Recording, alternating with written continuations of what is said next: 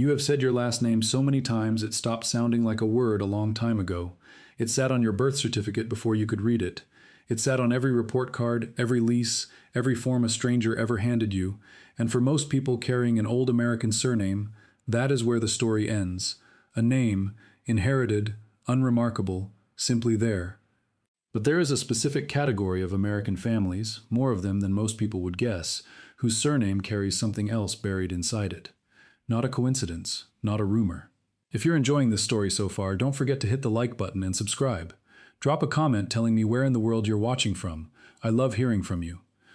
A documented, traceable thread that runs back through Spain and Portugal, through Inquisition tribunals and forced conversions, through Amsterdam docks and colonial harbors, and lands, quietly, on a name someone in your family has carried without ever being told what it once meant. Some of these families know, most do not. The ones who do not are usually the descendants of people who buried the truth on purpose, because burying it was the only way to survive. This is the story of those surnames, the families who carried them, and the reason a six-pointed star sometimes turns up carved into a gravestone in a Catholic cemetery 300 years old. In 1492, the Spanish crown issued the Alhambra decree. Every Jew in Spain had a choice: convert to Catholicism or leave the country within 4 months. Somewhere between 40,000 and 100,000 people chose exile, scattering across North Africa, the Ottoman Empire, and Italy, carrying the Spanish they spoke and the recipes they cooked, into communities that would preserve both for centuries, some of them still speaking a version of medieval Spanish called Ladino in pockets of the eastern Mediterranean well into the 20th century. A larger number chose something else, a conversion that was public and a faith that stayed private. They were called Conversos, or New Christians, and Portugal produced its own version of the same story 5 years later, when King Manuel I forced mass conversion on the Jewish population still living within his borders rather than expel them outright, partly because he did not want to lose their skills, their trade networks, and their capital to a rival kingdom. On paper, these families became Catholic, they were baptized, they attended Mass, their children were raised with Christian names and Christian catechism. In practice, a portion of them kept lighting candles on Friday evening behind closed shutters, kept avoiding pork at the table, kept a set of quiet rituals alive inside households that looked, from the outside, like any other Iberian Catholic family. The risk of being caught was not small. Spain had established its Inquisition in 1478, and Portugal followed with its own tribunal in 1536, both built specifically to root out conversos suspected of secretly practicing Judaism. The charge was called Judaizing, and the penalties ranged from public humiliation in an auto da fe ceremony to confiscation of property to execution by burning. Neighbors were encouraged to report neighbors. Servants were questioned about what their employers ate on Saturdays, whether the household changed its linens on Friday, whether smoke stopped rising from the chimney on the Sabbath in a way that suggested the fire had been banked early rather than tended through the evening as a proper Christian household would. Small domestic habits, the kind nobody thinks to hide, became the evidence that sent families to trial. Entire family lines learned to leave no trace. They stopped keeping written prayers. They stopped naming children in ways that might draw attention, favoring standard Christian saints' names over anything that echoed the Hebrew Bible too directly. And over multiple generations, some of them stopped remembering, consciously, what they were hiding, even as they kept doing it out of habit passed down as household custom rather than religious instruction, a candle lit because grandmother always lit it, not because anyone could explain why. A number of these families eventually found their way out of the Iberian Peninsula entirely, and the destination that mattered most was Amsterdam. The Dutch Republic, unusually for its era, allowed open Jewish worship as part of a broader policy of religious tolerance built into its founding, and conversos who reached its harbors could set down the Catholic mask permanently and return to the religion their grandparents had practiced without disguise.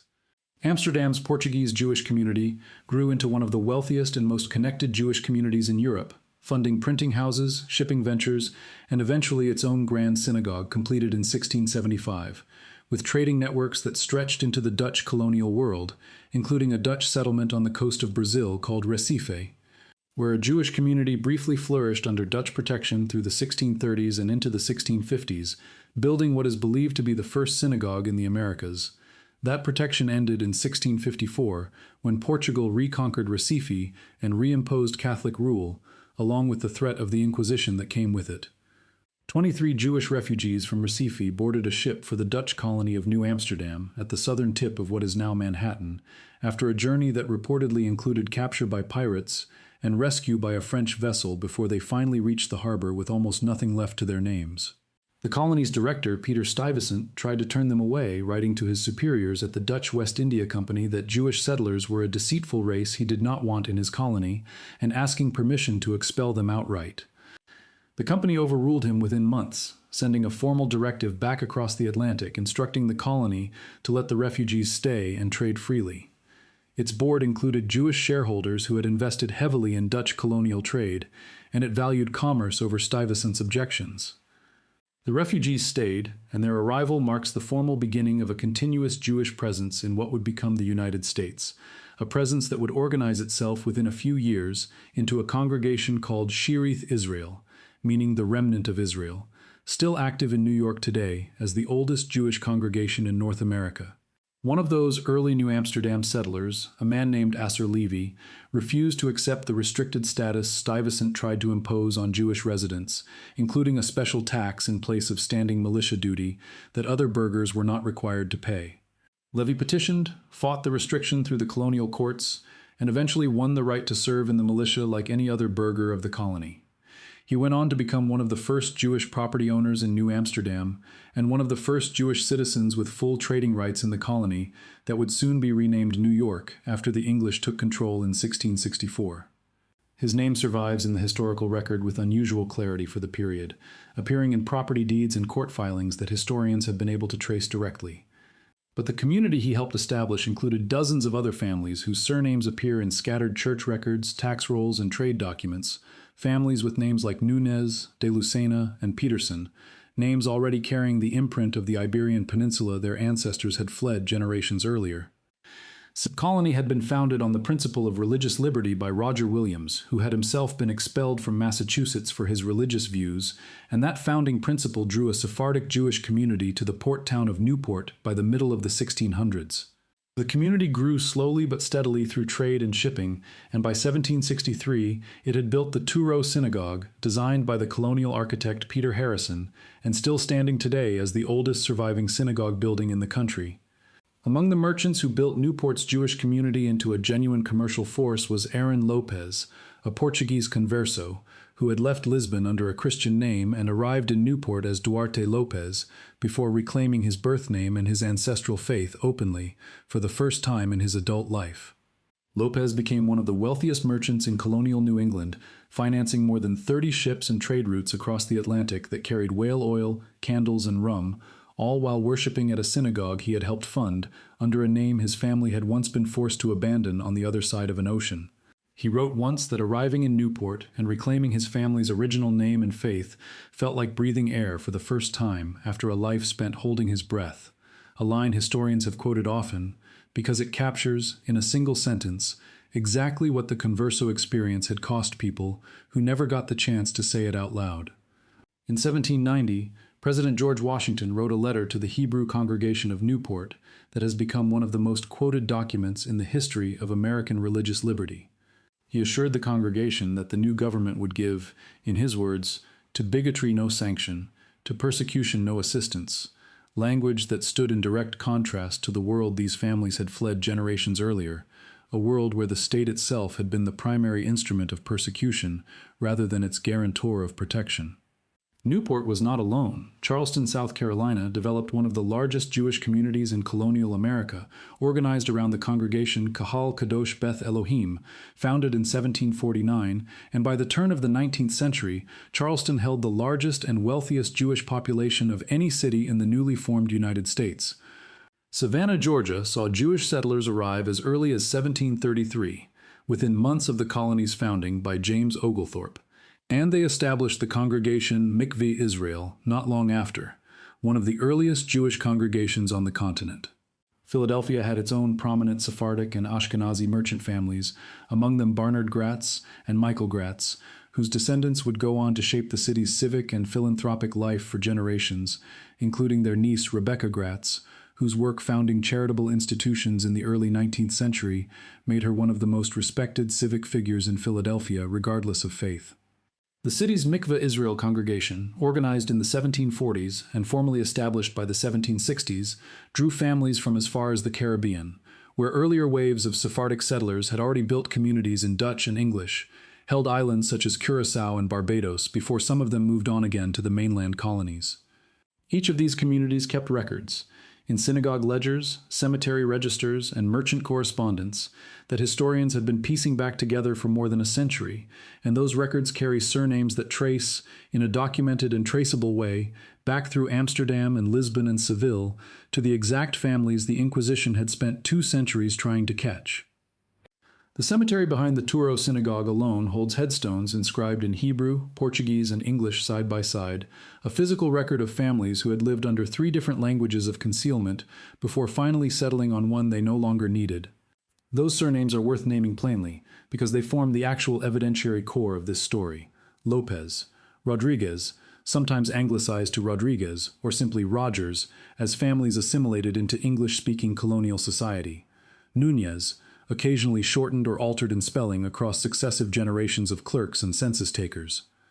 Da Costa, which appears in later records as Da Costa, or simply Costa. Cardozo, carried into American legal history by the family of Supreme Court Justice Benjamin Cardozo, whose ancestors were Sephardic Jews who had settled first in London and then in New York generations before his birth. Mendez, Franco.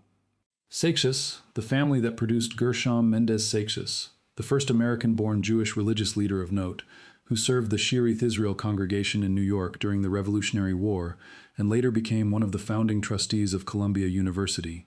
Pardo, Machado, Enriquez, Miranda, Correa, Robles. De Leon, a name carried by one of Newport's founding merchant families and unrelated to the Spanish royal house despite the shared word. Toledano, a name that points directly back to the city of Toledo, once home to one of the largest Jewish communities in medieval Spain, before the expulsion emptied it out almost entirely. Each of these names moved through the colonial record attached to specific documented families, and each of them, as generations passed and intermarriage with non-Jewish families increased, spread further into the general American population than most people realize, carried forward by descendants who may never have set foot in a synagogue and would have no reason to suspect their surname once belonged to a family hiding from an inquisitor. By the time of the American Revolution, these Sephardic merchant families had become thoroughly woven into colonial civic life. Francis Salvador, a member of a prominent Sephardic family who had settled in South Carolina, became the first Jewish person elected to a legislative body in the colonies and the first Jewish casualty of the Revolutionary War, killed in an ambush in 1776 while serving with the South Carolina militia. Members of the Franks family of New York moved in the same social circles as the colony's British administrators, while several Gomez family members operated one of the earliest and largest fur trading businesses in the Hudson Valley, their fortified stone trading post still standing today in Ulster County as the oldest surviving Jewish residence in North America. None of these families were hiding by the time of the Revolution. Their names appeared openly in newspapers, court records, and militia rosters. It was the families who never reached Newport or Charleston at all, the ones who stayed inside Spanish colonial territory, who kept concealing what these families had already set down. If you're hooked on this story, make sure to subscribe and turn on notifications so you never miss an upload. Your support means everything and helps me bring you more emotional stories like this one. The families who arrived through Amsterdam and worshipped openly in Newport and Charleston represent only one branch of this history. A second, quieter branch took root somewhere else entirely, in territory the Spanish crown itself controlled directly, where the Inquisition's reach was strongest and the need for disguise never lifted at all. In 1598, a Spanish colonizer named Juan de Onate led an expedition north from Mexico into the territory that is now New Mexico, founding the first European settlement in what would become the American Southwest, more than 2 decades before Plymouth Rock. Historians studying the roster of that expedition and the colonial families who followed in the decades after have identified a striking pattern. A disproportionate number of the settlers carried Converso surnames, and several were documented as having relatives who had faced Inquisition scrutiny back in Spain or in Mexico City, where a tribunal operated with particular intensity through the 1500s and 1600s, prosecuting Judaizing cases well into the 17th century. New Mexico's remoteness made it attractive for exactly this reason. The territory sat at the far edge of Spanish colonial administration. hundreds of miles of desert and mountain away from the nearest Inquisition tribunal, and families with something to hide had every reason to choose the frontier over the capital, where the eyes of the church and the crown watched far more closely. Records from the Mexican Inquisition, headquartered far to the south, do show a scattering of cases against colonists from the northern frontier accused of Judaizing, including at least one prominent member of the Oñate expedition's own extended family, which suggests the authorities themselves suspected exactly what the remoteness of New Mexico was being used for. The settlers who followed Oñate north over the next 2 centuries came in waves, some directly from Spain and Portugal, others from Mexico City and the mining towns of northern Mexico where Converso merchant families had already established themselves.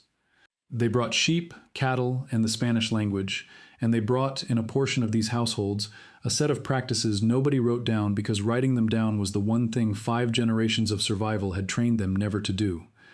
Villages like Trinidad, Las Vegas, and Chimayo in New Mexico, along with communities across the border into southern Colorado, have all produced documented family accounts of these customs, isolated from each other by mountain ranges and days of travel, yet reporting nearly identical practices independently, a fact researchers consider among the strongest pieces of evidence that the pattern is inherited rather than invented. What survived in that frontier territory is not a written record, because written records were precisely what these families had learned generations earlier, never to leave behind. What survived instead is custom, carried inside households in the mountain villages of northern New Mexico and southern Colorado for 3, 4, sometimes 500 years, passed down without any accompanying explanation of where the practice came from. Families lit candles on Friday evening and could not say why, beyond it is what we do. Some households avoided pork entirely, generation after generation, in a region where pork was a dietary staple, and raising pigs was standard practice on nearly every farm. Mirrors were covered in houses of mourning, a practice with no equivalent in standard Catholic custom, but a close match to the Jewish practice of covering mirrors during Shiva. Some families were documented slaughtering animals in a manner resembling kosher practice, draining blood carefully before cooking meat, a method their neighbors simply understood as the way that particular family had always done it.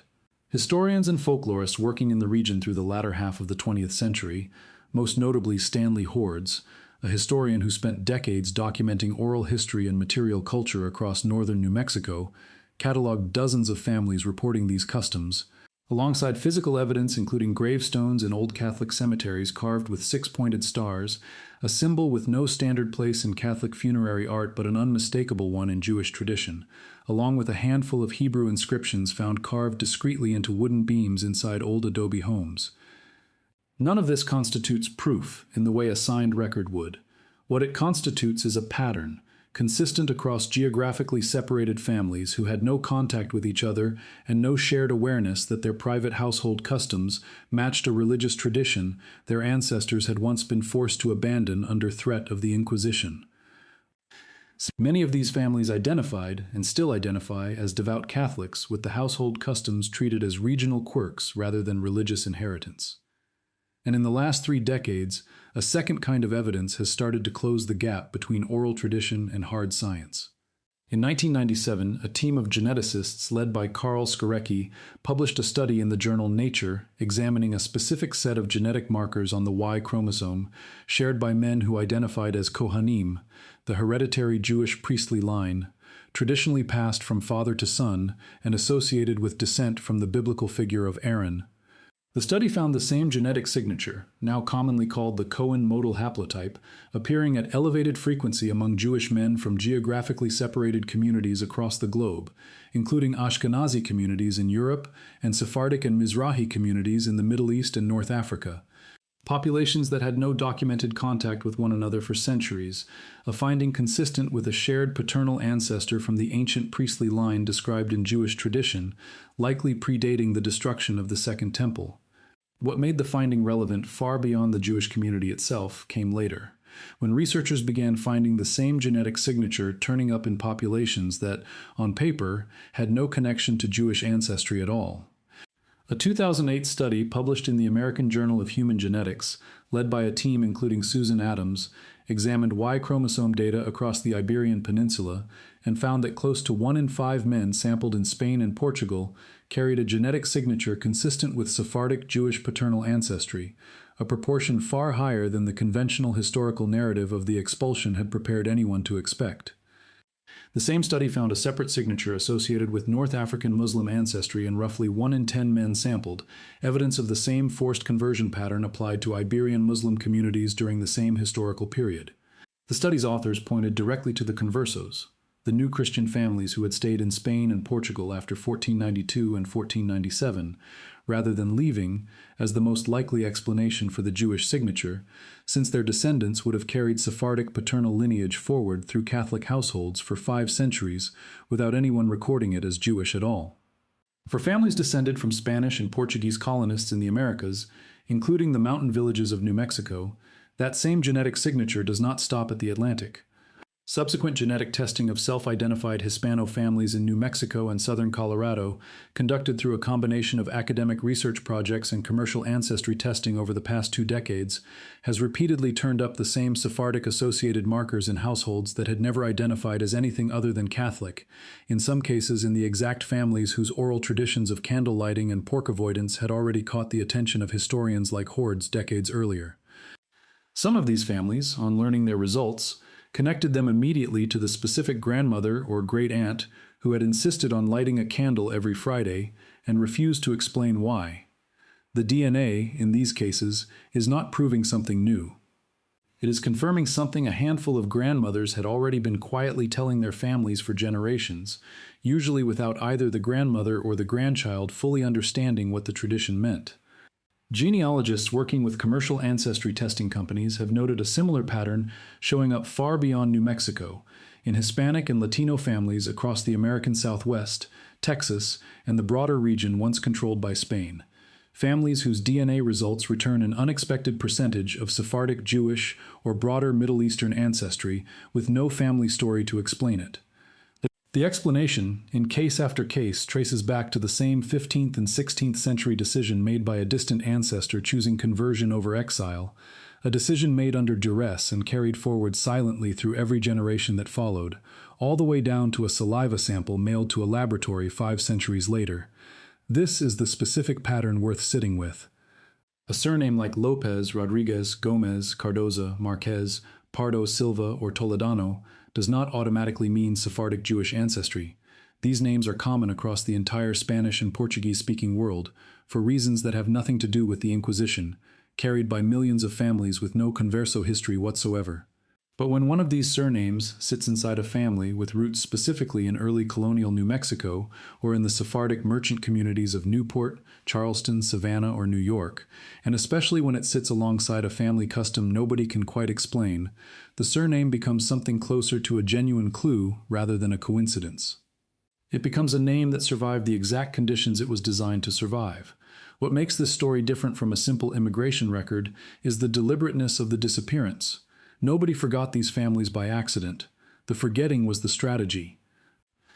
A Converso family in 16th century Spain who wanted to see their grandchildren grow up needed those grandchildren to look, on paper and in public, indistinguishable from every other Catholic family in the village. The success of that strategy, generation after generation, is precisely why so many of their descendants today have no idea what they are carrying. The disguise worked exactly as intended. It simply never got taken back off, because by the time it was safe to take it off, in a British colony in Rhode Island, or a territory that would eventually become part of the United States, most families no longer remembered there was anything underneath it to reveal in the first place. There is a particular irony sitting inside all of this. The families who reached Newport and Charleston and rebuilt their Jewish lives in the open live on today in a history that is well documented, well taught, and easy to trace, with synagogue records and congregational histories that historians have studied for 2 centuries. The families who never got that chance, the ones whose descendants are scattered today across New Mexico, southern Colorado, and the wider Hispanic population of the American Southwest and Latin America, carry a history that is arguably older and no less real, but one that survived only in candlelight, in a covered mirror, in a piece of meat prepared a particular way, for no reason anyone could name. Both are the same story told at 2 different volumes, one preserved in a synagogue archive, the other preserved in nothing more durable than memory and a lit candle passed down without an explanation attached. Some surnames avoided that fate entirely, carried forward openly by families who reclaimed their Jewish identity the moment they reached a colony where doing so would not get them killed. The Lopez family of Newport is the clearest example, a name spoken proudly at a synagogue its own bearer had helped build with his own fortune.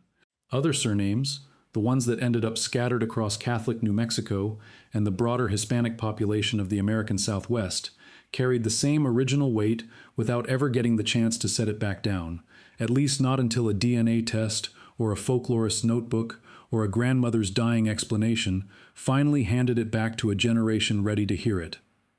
Genealogists who work with families from both branches of this history often describe the same reaction when a client first sees the connection laid out in front of them, somewhere between disbelief and relief, the sense of a question finally being answered that the person did not fully know they had been carrying. A grandmother's unexplained candle, a surname's unexpected match to a Newport cemetery record, a DNA result with a percentage that does not fit the family story, each one on its own can be dismissed as coincidence. Together, across enough families and enough generations, they stop looking like coincidence and start looking like exactly what they are, the visible edge of something that was built, on purpose, to stay invisible. Names carry more than most people assume when they write them on a form without a second thought. Somewhere behind Lopez, Rodriguez, Cardozo, Nunez, Franco, or Toledano sits a specific decision made under specific pressure, a choice about which parts of a family's history could survive in the open and which parts had to be buried so deep that even the family itself eventually lost track of what was down there. The DNA test that comes back with an unexpected percentage, the great-grandmother who lit candles nobody could explain, the gravestone with a star carved into stone that was never supposed to mean anything at all, the family recipe that skips pork for reasons nobody in living memory can name, these are not loose ends. They are exactly what a 500-year-old strategy for survival looks like when it finally starts to surface, generations after the people who built that strategy had any way of knowing whether it worked. Thank you so much for watching until the end. If you love this story, check out the other videos on your screen now. I think you'll really enjoy them. And don't forget to subscribe if you haven't already. See you in the next story.